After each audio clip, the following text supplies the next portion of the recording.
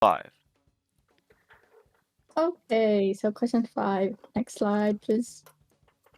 Okay, here's a question. I kind of didn't put the key information for it yet, but basically we're going to have this equation, and we're going to want to get rid of the logs and kind of solve for the domain between x of e, and that is between 0 and 4 pi, including those values since we see it's a square bracket.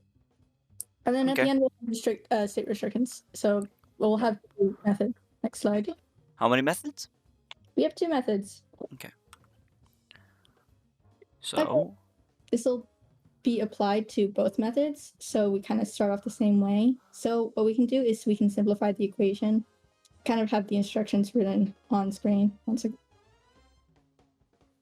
Okay, so I have the method written on screen, and we have the full equation. And what we want to do is we want to move all the logs to one side. I'm doing the version where it's going to be the base of 8 for mine. So if you did base of 10, you kind of can use this, but it's going to be slightly different. So we're going to move all the logs to the left side and all of the non-logs to the right side. And we can begin to collect like terms. So the right side, we can kind of just add the -2 to the 7/3. And we can collect the 2 cos squared x minus cos squared x on the left side in the bracket, if you just see it. Yeah, thanks for the pointer. And then in the next line, we know that cos squared x minus sine squared x is equal to cos 2x because it's a double angle formula. So we can kind of just replace that in the next line. Okay, and then in the next line, we can see that we have 2 times cos 2x. And as you remember from logarithmic rules, anything in a log that you're multiplying, you can kind of separate. So in the next line, we separate the log 8 base 2 and the log base 8 cos 2x. And we kind of leave the log base 8 cos 2x again on the other bit. Next line, we solve for log base 8 too, and we get 1/3. And we kind of leave everything else. Next line, we just shuffle the 1/3 to the other side, and we can actually collect the log base 8 and the log 2x. Sorry, 2 log 8. Who's that? Oh, it's Josh. So we have 2 log base 8 with the cos 2x because they have the same value. So we're basically adding the 2 of the same thing. Like if we had 2x is equal to x plus x, which is basically the same scenario here. In the next line, we're able to divide the 2's out, and then we're left with log base 8 cos 2x is equal to 0. And then we can change it back to exponential form, getting rid of the log, and we get cos 2x equals 8 to the power of 0. And anything to the power of 0 is 1, so we end up with cos 2x. Okay, we're done for this step. Next slide. So we can actually find that cos 2x. We can find the k value for this. I guess I should add a little more description to this. But basically, we can take the cos 2x.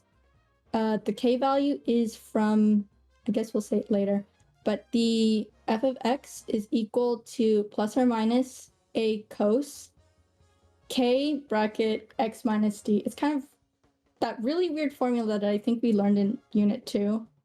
But anyway, that's besides the point. So period is equal to 2 pi over k, and our k value in this situation is 2.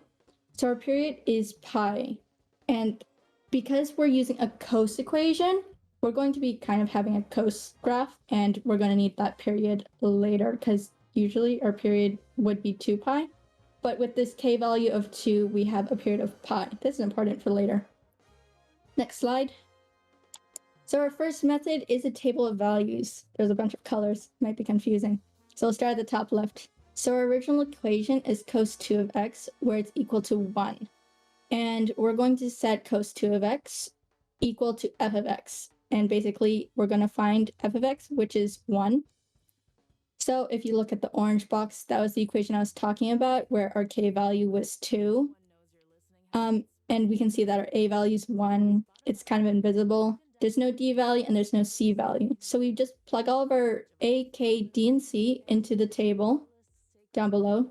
The first row, we have the original equation. And then the second row, we have wherever we plugged it in. if it's light gray, it kind of is irrelevant. You probably don't need to add it, but I just put it there so you can imagine it. And then if we look at column 2 and column 3, we'll see the original values of a coast graph. So for where x is equal to 0, y is equal to 1, when x is equal to pi over 2, y is equal to 0, you get the idea. Anyway, we take that x value, and then in our left column, sorry, our first column, we just plug in our k value because that's the only important one. So we take 0 over 2 for our third row is equal to 0, and pi over 2 divided by 2 is equal to pi over 4. Basically, we continue that pattern, and we end up with our new x value. On the far right column, on the fourth one, nothing really happened to the y, so it looks exactly the same. If you see in red at the top left corner, where we're looking for where f of x is equal to 1, we can see circled that when x is equal to 0, our y value is equal to 1, and when our x value is equal to pi, we have a y value equal to 0, because we're looking at the new stuff, not the old stuff. Next slide. Okay, so since we learned earlier that our period is pi, since our k value is 2, we can kind of just add pi to our known values of when x is equal to 0 and pi is equal to, and x is equal to pi, because we know that is when our y value is equal to 1, which is kind of our goal. So we can conclude that x is equal to 0, pi, 2 pi, 3 pi, and 4 pi.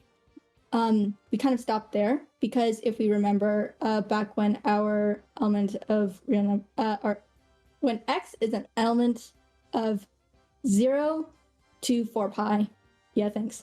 So we kind of stopped there because it's including 0 and 4 pi because it was a square bracket. Next slide. Okay, restrictions. So it's kind of right on screen. So we're going to be looking at our log base 8 cos 2x because that's kind of important. So we know for a log, we need to have a value that is equal to or, it has to be a value that is greater than 0, because if it's a log that is 0, below 0, it kind of doesn't exist. So we want to look at our values that are greater than, I can't speak. So we want to look at values that are equal to or less than 0 in the situation to find the restrictions. So if we look at the chart on the right, we'll just see circled. When x is equal to pi over 4, y is equal to 0. When x is equal to pi over 2, y is equal to -1. So I guess if you kind of repeat that pattern, and 3 pi over 4 has a y value of equal to 0. And between that range of pi over 4 to 3 pi over 4, make sure it's square bracket. If you look at the very bottom left, or you could, yeah. So we have a square bracket because it's including, because we're having equal to or below 0. So since you're including that value, we're using square brackets instead of circle brackets. And we're unionizing it with any value that we add pi to. So for example, you know how we have pi over 4 has a y value of 0. We just add pi to pi over 4 and we get 5 pi over 4. We kind of repeat that pattern for the rest of them. The restriction kind of looks messy, but that's how it's going to be written. In brackets, you'll just see that I said just add pi for the other restrictions. Okay, next slide. I actually don't think I'll have time because I thought I'd be faster. I have to go after this for like an hour. So method 2, we'll just start it up. We have a cast diagram. I kind of didn't start it off well, but we're going to have our equation of cos 2x is equal to 0. I don't know if you still have your little laser. So we can set, top left, cos 2x equals 1. So we'll set the x as theta, because we're going to be using the cast diagram in this one. So we have cos 2 theta equals to 1 instead of cos 2x. And we'll isolate for theta. So we move the cos over to the right side to get inverse cos 1.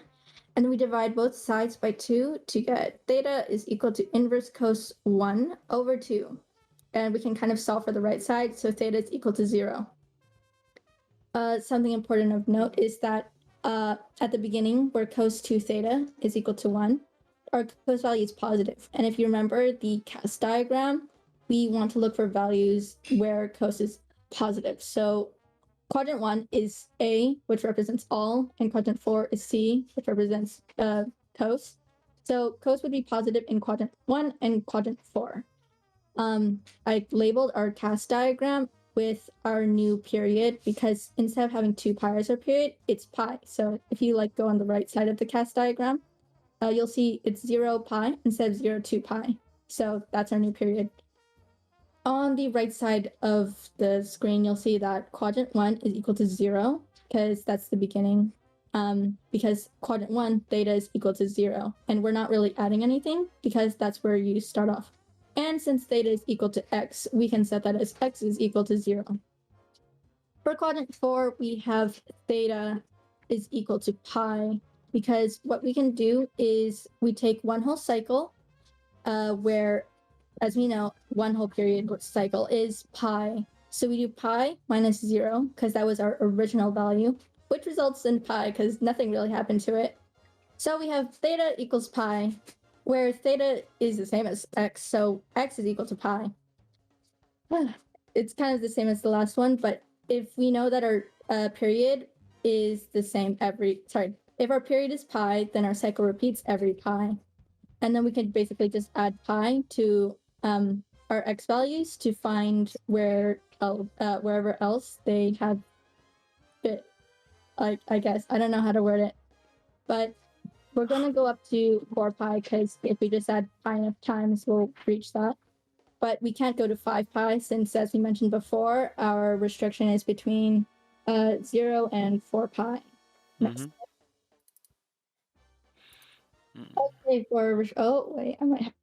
Okay, okay, if I pick a moment, 1 second.